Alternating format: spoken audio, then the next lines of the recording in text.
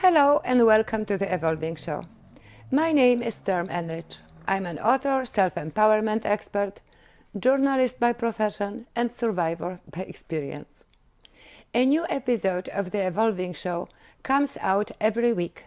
Subscribe so you don't miss the episode that will make a difference in your life. This week's topic: transformation into sustainability. Nothing in life is to be feared. It is only to be understood.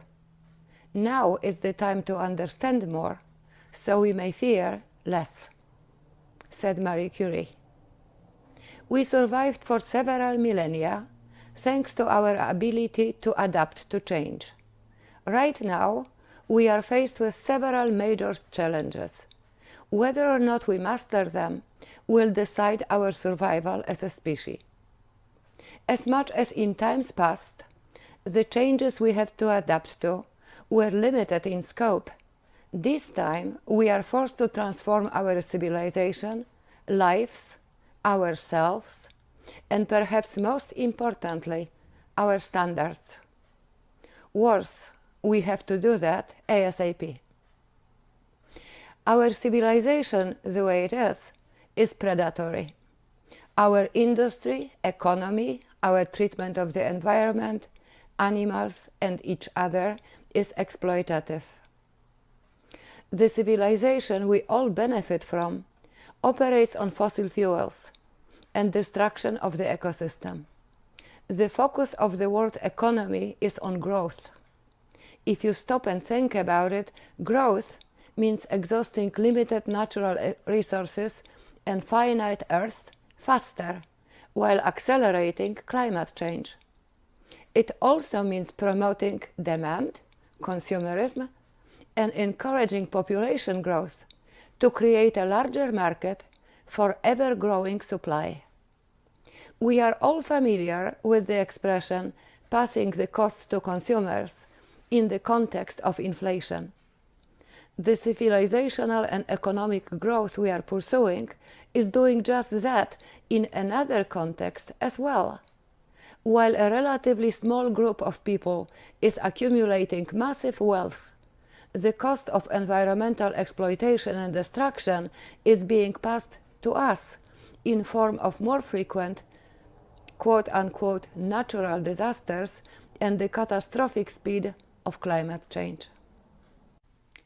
The pursuit of illusory growth negatively impacts the average consumer and inflicts untold suffering on populations of developing countries. On a social level, we exploit one another. We don't see the person next to us as more vulnerable and deserving of support, but as an opportunity to benefit from.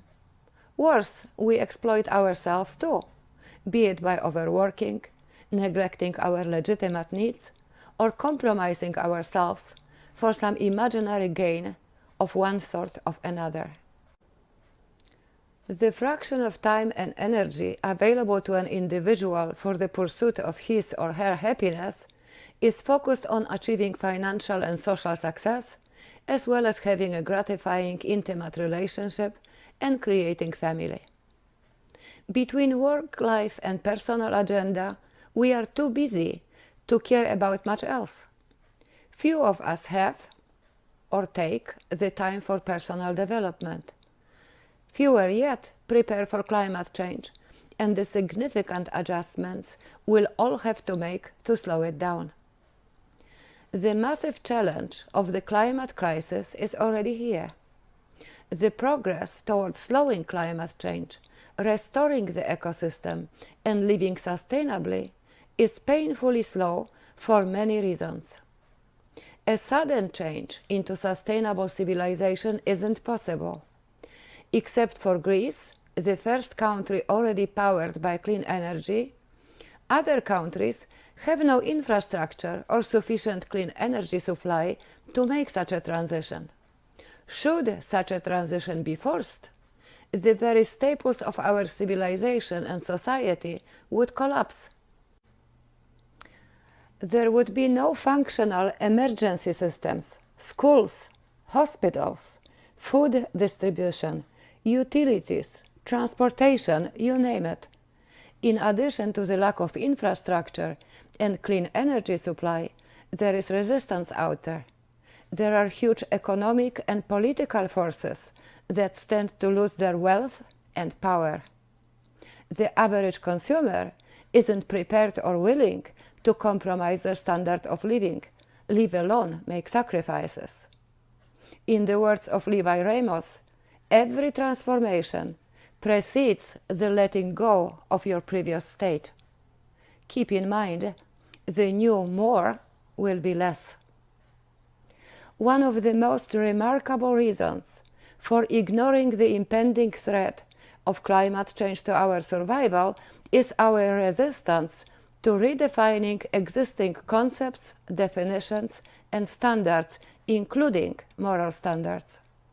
The life-saving transition into sustainability has to start with a transformation of our definitions and standards. The definition of progress. What does progress mean? More and better, right? With the climate crisis already upon us, more and better is self-indulgent, destructive, and self-destructive. In this stage of our evolution, progress is anything that lowers consumption and reduces the stress on the ecosystem. Not having more and better. Progress is having no or fewer children. Progress is consuming less. Progress is abstaining from meat. Progress is becoming more self-sufficient. Progress is conserving and restoring the natural environment. Progress is rethinking social and economic justice.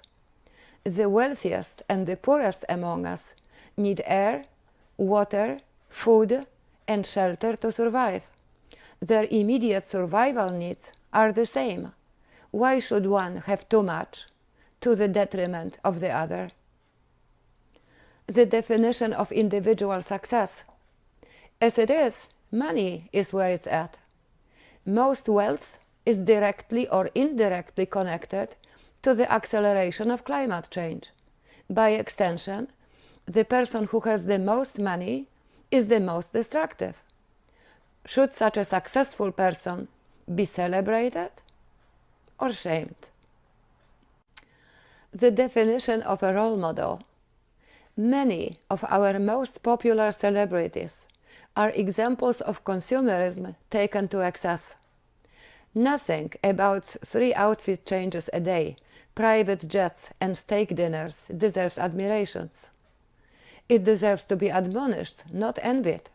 After all, we all stand to live a bit shorter due to one celebrity's exaggerated sense of self-importance.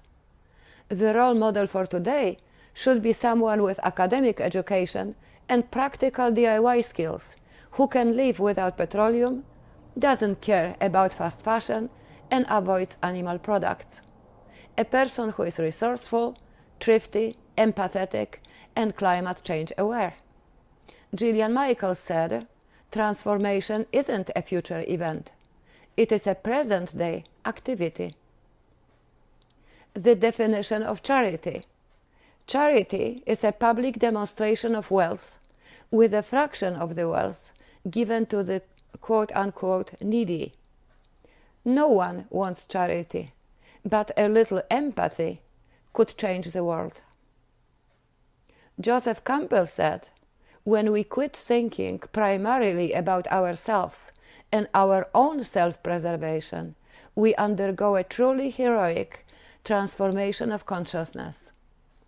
It breaks my heart every year when TV news show homeless children gifted with back-to-school backpacks and shoes. Charity is less helpful than a Band-Aid. Ensuring that just a few of the families served are helped off the street and into housing and jobs would be money so much better spent. How should our standards and definitions change? Think of you and me as the thinnest, most fragile branches of a tree. In order of importance, it's the tree and its old, solid branches. You and I are transient, and in the larger scheme of things, replaceable. The tree is the earth. The old strong branches are all the life on earth. Our standards and definitions should reflect it. The first priority for everyone today should be the survival of the planet. Bill Clinton said, "The price of doing the same old thing is far higher than the price of change." Imagine sitting on a sinking ship. What would you think about? Economy, your career, what outfit to wear to impress people, or that the girl on the left of you looks great? No. You'll be laser focused on getting on a rescue boat and saving your life. Survival takes precedence over everything else. Progress, success, vanity, and personal comfort. The bad news is our ship is in trouble. The good news is we still have some time to take responsibility for it. Daniel Mangena said, if you seek change, take responsibility. Start where you are, now. In the words of Edmund Burke, nobody made a greater mistake than he who did nothing because he could do only a little.